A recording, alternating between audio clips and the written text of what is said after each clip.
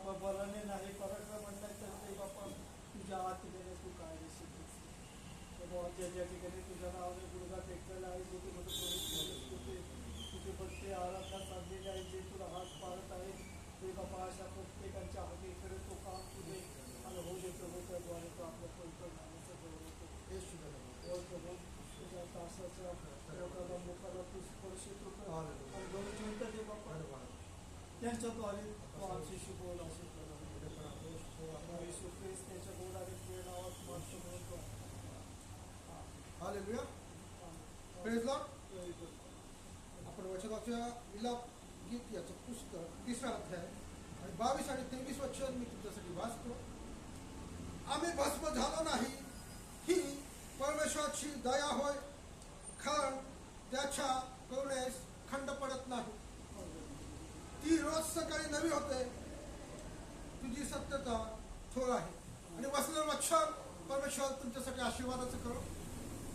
आणि प्रियजन हो मला तुम्हाला सांगू द्या की आज सर्वजण पाहत आहात, ऐकत आहात, बघत आहात की आजूबाजूला काय चालू आहे आणि काय चालू आहे आजूबाजूला. किती आपण पापी लोकांमध्ये, पापी जगामध्ये राहत आहोत. दैनंदिन बातम्यामध्ये आपल्याला ते पाहायला मिळत आहे. आणि प्रियांनो, आपण नशीबवान आहोत, भाग्यवान आहोत की इतक्या पापी लोकांमध्ये, पापामध्ये जीवन जगत असताना, जगामध्ये जीवन जगत असताना आपण नाश झालो नाही किंवा आपण नष्ट झालो. Hallelujah, praise Lord. कारण की हा कृपेचा काळखंड आहे. Praise Lord. हा कृपेचा काळखंड आहे. परमेश्वराची दया आहे, परमेश्वराची कृपा आहे. त्यामुळे आपण भस्म झालो. पण जर जुन्या काळी आपण पाहिलं तर आपल्याला पाहायला मिळतं की जेव्हा जेव्हा मनुष्य पाप करायचे तेव्हा परमेश्वर लगेच त्यांच्यावरती दंड आणायचा, लगेच त्यांना तो शासन करायचा. आणि ती वचनं आपण मी तुम्हाला वाचणार नाही पण तुम्हाला संदर्भासाठी सांगतो. उत्पत्तीचं पुस्तक 19वा अध्याय 23 ते 25 या वचनामध्ये आपल्याला पाहायला मिळतं की सदोम गमोरातील लोक हे व्यभिचारी होते, दुष्ट होते, पापी होते. आणि त्यांचे पाप हे परमेश्वरापर्यंत पोहोचले. आणि मग परमेश्वराने काय केलं? देवदूत पाठवून काय केलं? अग्निगंधकाचा वर्षाव त्यांच्यावर केला.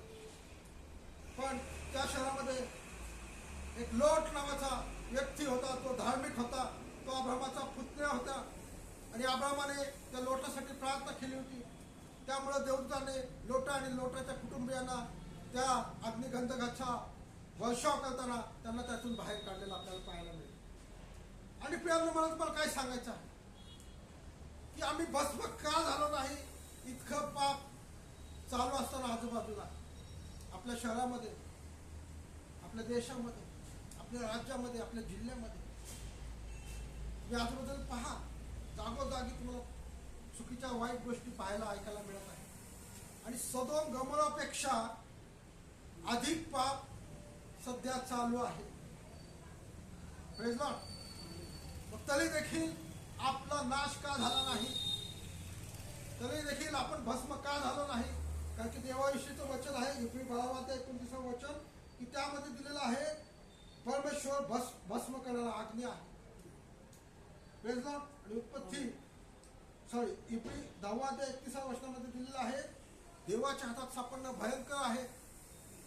आणि असं असताना देखील आपण का वाचलेलो आहोत?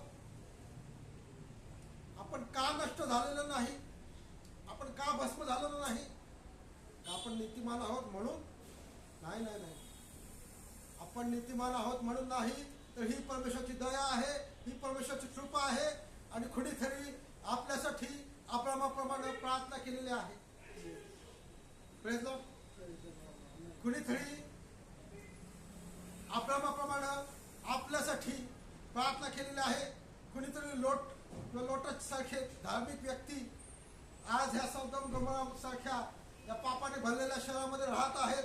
त्यामुळं देव वाट पाहत आहे. Hallelujah, praise Lord. लुकाच्या पुस्तकात आपल्याला पाहायला मिळतं की प्रभू श्री ख्रिस्त स्वतः उदाहरण देत होता की जोपर्यंत लोट त्या सदोम गमरामध्ये होता तोपर्यंत अग्निगंधकाचा वर्षाव परमेश्वराला करता आला नाही. आणि असं दिलेलं आहे, लोट सदोमातून बाहेर पडला आणि अग्निगंधकाचा वर्षाव झाला. Praise Lord. का जाच त्या पापी जगाचं नाश परमेश्वर करत नाही, कारण की ह्यामध्ये काही धार्मिक व्यक्ती आहेत आणि या देशासाठी, या शहरासाठी काही धार्मिक व्यक्तींनी प्रार्थना केलेली आहे. काही धार्मिक व्यक्ती इथं बसत आहेत, राहत आहेत, त्यामुळे परमेश्वर वाट पाहतात. पण एक वेळ येईल प्रियाला, जेव्हा मंडळीचं रॅप्चर होईल, जेव्हा प्रभू श्री ख्रिस्ताचं आगमन होईल अवकाशात आणि मंडळी उचलली जाईल, तेव्हा त्याचा कोप त्या पृथ्वीवर घेतला जाईल, सूड घेतला जाईल. की देवाचं वचन म्हणतं की सूड घेणे ते माझ्या हातात आहे. दुसऱ्या थिस्सलुनी पहिला अध्याय 7 आणि 8 वचन वाचू शकता. वाचा दुसऱ्या थिस्सलुनी पहिला अध्याय, काही 1-2 वचन वाचूया आपण. थिस्सलुनीकरांचं दुसरं पत्र पहिला अध्याय 7 आणि 8 वचन. मी तुम्हाला काय सांगत आहे प्रियांनो, की आपला देव भस्म करायला आज्ञा आहे, तरी देखील आपण भस्म का झालं नाही ह्याचं स्पष्टीकरण किंवा याचं उत्तर आपण आजच्या वचनातून शिकत आहोत, पाहत आहोत. दुसरे थिस्सलुनी पहिला अध्याय 7 आणि 8 वचन. भेटला असेल तर वाचा.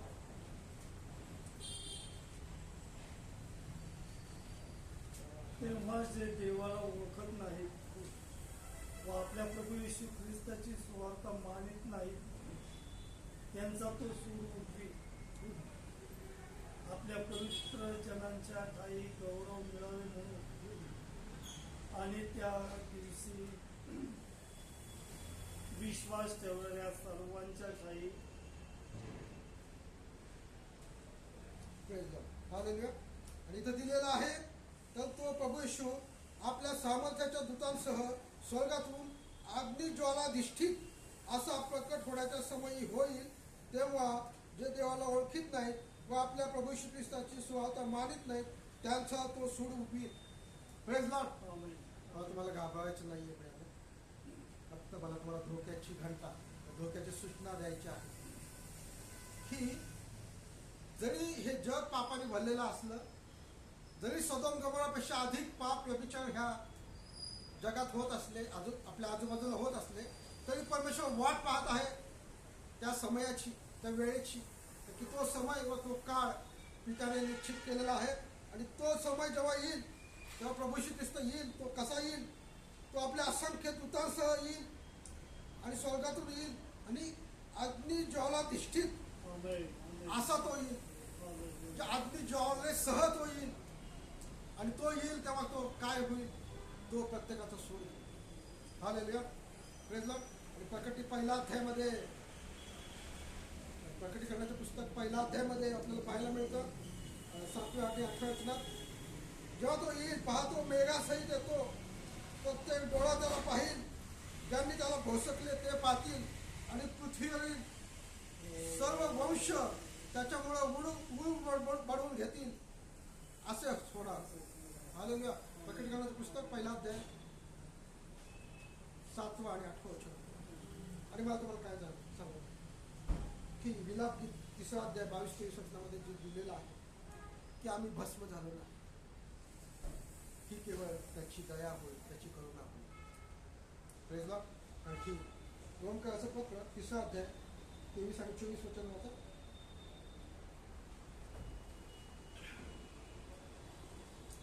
रोमकरांचं पत्र 3 अध्याय 23 आणि 24 वचन.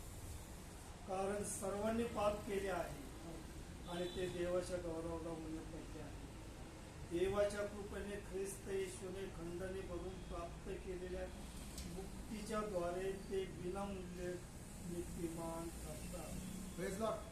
आणि दावीद स्तोत्रसंहितेच्या पुस्तकात देखील म्हणत आहे की परमेश्वराने पृथ्वीकडे अवलोकन केलं आणि त्यांनी पाहिलं की कोणी नीतिमान सापडेल काय, पण त्याला एकही नीतिमान सापडला नाही.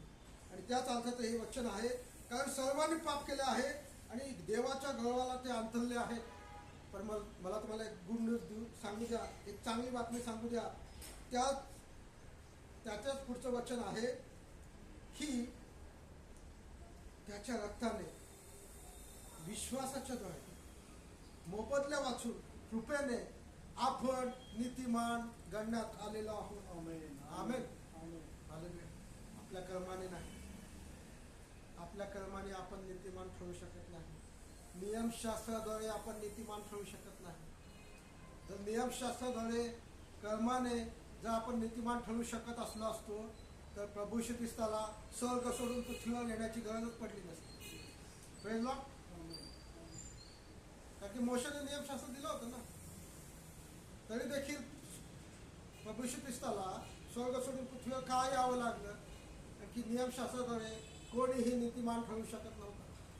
आणि त्यामुळे प्रभू येशू ख्रिस्ताला स्वर्ग सोडून पृथ्वीवर यावं लागलं, कारण की मनुष्याच्या पापांची अपराधाची क्षमा प्राप्त व्हावी. आणि त्यासाठी त्यांनी खंडणी भरून, काय वचन आहे ते, जे पापी आहेत त्यांच्याविषयीचं वचन आहे ते, ख्रिस्त येशूने खंडणी भरून प्राप्त केलेल्या मुक्तीच्या द्वारे देवाच्या कृपेने मोबदल्या वाचून नीतिमान ठरतात. Praise Lord. आणि आपण सर्वजण विश्वासणारे आहोत, प्रभू येशू ख्रिस्तावर विश्वास ठेवलेला आहे. आणि प्रभू येशू ख्रिस्ताने सांडलेल्या रक्ताद्वारे आणि त्याच्यावर विश्वास ठेवण्याद्वारे कृपेने, देवाच्या कृपेने, जी प्रभू येशू ख्रिस्ताद्वारे आपल्याला मिळालेली आहे, त्या कृपेने खंडणी भरून जे दंड दिलेला आहे प्रभू येशू ख्रिस्ताने वधस्तंभावर, त्या दंडाद्वारे, त्या खंडणीद्वारे, जे सांडलेलं रक्त, मोडलेलं शरीर आहे, त्याच्याद्वारे आपण कृपेने मोबदल्या वाचून नीतिमान ठरले आहोत. आणि त्यामुळे प्रभू देवाचं वचन आपल्याला मिळालेलं आहे की, एक वचन वाचूया. आणि लोकशास्त्र 8 अध्याय आणि पहिलं वचन, रोम 8.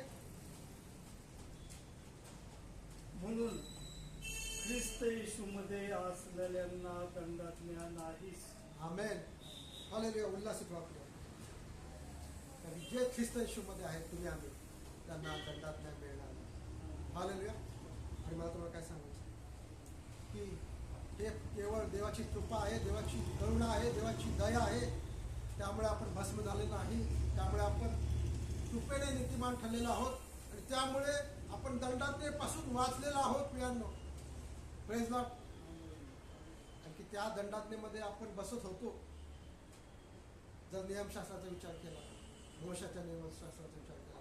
कारण की जुन्या काळी मला माहिती आहे, सदर मंडळाचा जसा नाश झाला तसंच जेव्हा एलियाच्या काळी परमेश्वराने प्रार्थना केली आणि तेव्हा आकाशातून अग्नी उतरला आणि त्यांनी जे काही होमबली होतं, जे इंधन होतं, जे काही लाकडं होते, जे काही पाणी त्याच्यावर टाकलं होतं, ते सर्व ते अग्नीने भस्म केलं होतं. जेव्हा देवाचा अग्नी येतो, देवाचा न्याय येतो, तेव्हा ते सर्व काही भस्म होतं जे चुकीचं असतं. Praise Lord. आणि तुम्हाला माहित आहे की त्या भस्म करणाऱ्या अग्नीपासून प्रभू येशू ख्रिस्ताने खंडणी भरून जे रक्त सांडले, जे शरीर मोडलेलं आहे, त्याद्वारे त्याच्या कृपेने आपण वाचलेलो आहोत. त्या दंडाज्ञेपासून आपण वाचलेलो आहोत. आपण भस्म झालो नाही. Praise Lord. की यशा 1:18 दिलेलं आहे की आपले पाप लाखेसारखी लाल असताना ती परमेश्वराने पांढरी शुभ्र केलेली आहे. हालेलुया. Praise Lord. की आम्ही भस्म झालो नाही, केवळ त्याची दया, त्याची करुणा, कारण त्याच्या करुणेस परमेश्वर त्या वचनाद्वारे तुम्हाला आशीर्वाद देतो. आपण आपल्या जागेवर उभे राहूया. हालेलुया. धन्यवाद. थँक्यू पप्पा. आम्ही तुझ्या चढ पप्पा, खरंच पापी लागेल बाप्पा. आमची योग्यता नसताना, आमची पात्रता नसताना बाप्पा तू आम्हाला निवडलेला बाप्पा. आम्ही भस्म होण्याच्या योग्यतेचे होतो, पण आम्ही भस्म झालो नाही. ही केवळ तुझी दया, तुझी कृपा. ती कृपा तू प्रभू येशू ख्रिस्ताद्वारे तू आमच्यावरती, मानवजातीवरती, आणि विशेष करून जे तुझ्यावर विश्वास ठेवणारे आहेत, प्रभू येशू ख्रिस्तावर विश्वास ठेवणारे आहेत, त्याच्यासाठी तू केलेले आहे. आणि त्या कृपेद्वारे बाप्पा आम्ही नीतिमान ठरलेलो आहोत. आम्ही त्या भस्म करणाऱ्या अग्नीपासून, त्या नाशापासून, त्या दंडात्मेपासून आम्ही वाचलेलो आहोत आणि वाचणार आहोत. Praise Lord. कारण की परमेश्वरा तुझ्या करुणेस खंड पडत, तुझी दयेस खंड पडत नाही. तुझी दया रोज सकाळी नवी होते. परमेश्वरा आमच्या पापांचे तू स्मरण ठेवत नाही. आमचे पापां मागील गोष्टीकडे तू दुर्लक्ष करणार. तू परमेश्वर बाप्पा अज्ञानाच्या काळाकडे तू दुर्लक्ष केलं, अज्ञानाच्या काळाची तू उपेक्षा केली, असं प्रेषणाच्या पुस्तकात दिलेलं. जर तू आमच्या पापांचं स्मरण केलं असतं, जर तू आमच्या पापांचं स्मरण ठेवलं असतं, तर आम्ही कधीच नाश झालो असतो. बाप्पा कृपा आमच्यावर द्या. त्यामुळे आम्ही हालेलुया. योनाच्या काळात जेव्हा निन्वेचा नाश करण्याविषयी जे भविष्यवाणीचं वचन योनाला प्राप्त झालं होतं, तेव्हा योना संदेशाने जो संदेश दिला, तो संदेश ऐकून निन्वेतल्या लोकांनी उपास व प्रार्थना केली. आणि त्यांच्या उपास प्रार्थनेमुळे, त्यांचा नम्र होण्यामुळे, त्यांचा पश्चाताप करण्यामुळे त्या निन्वेचा नाश करण्याचं परमेश्वराने रहित केलं. Praise Lord.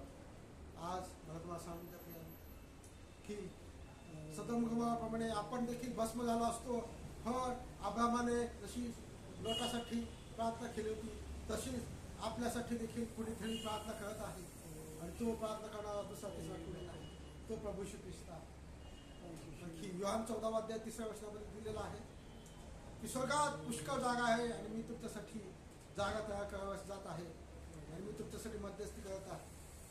तो आपल्यासाठी मध्यस्थी करत आहे. तो आपल्यासाठी स्वर्गात जागा तयार करत आहे. आणि जेव्हा जागा तयार होईल, तेव्हा योग्य वेळी तो आपल्याला उचलून तिथे घेऊन जाईल. आणि जेव्हा आपण आपल्याला रॅप्चर होईल, तेव्हा जे राहिलेले असतील त्यांच्यावरती सगळं तो दंड, तो नाशाचा प्रसंग, तो न्यायाचा प्रसंग ओढवणार आहे. आणि त्यापासून आपण वाचले जाणार. हालेलुया. धन्यवाद. त्याच्या वचनासाठी धन्यवाद. हालेलुया. आज प्रत्येकाने पश्चाताप, आपल्या पापांच्या पदांची कपली, त्याची देवाचं वचन म्हणतो.